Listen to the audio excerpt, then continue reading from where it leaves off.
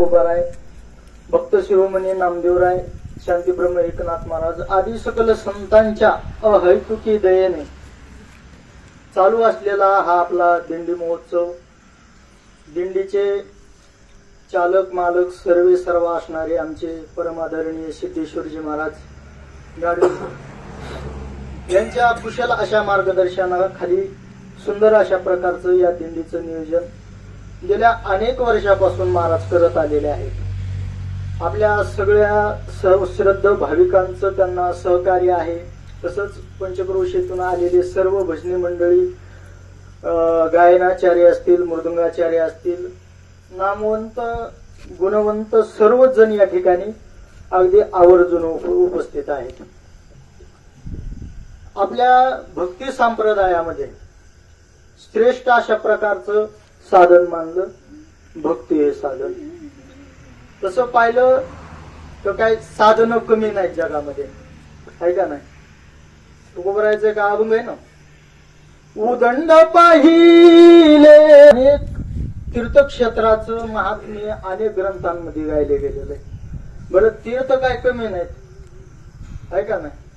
3.5 कोटी तीर्थ सांगितलेले आहेत आणि त्या सगळ्या तीर्थामध्ये श्रेष्ठ जर तीर्थ कोणतं असेल तर चंद्रभागा हे तीर्थ सांगितलेले आहे।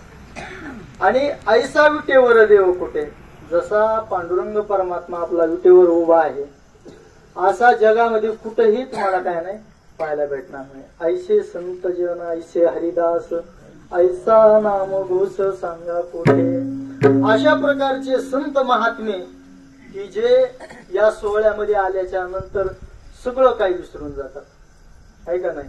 त्यांना आपल्या देहाचं सुद्धा भान नसतं। आता जर एखाद्याला विचारलं ना की आज तारीख किती, तर त्यांना तारीख सुद्धा सांगता येणार नाही। म्हणजे विचारल्याबरोबर ते कुठं जाते, जिथून आपण निघालो तिथं, आणि तिथून दिवस मापीत मापीत मापीत इथपर्यंत येते आणि मग त्याला आज ही तारीख आहे। म्हणजे एवढा विसर पडतो।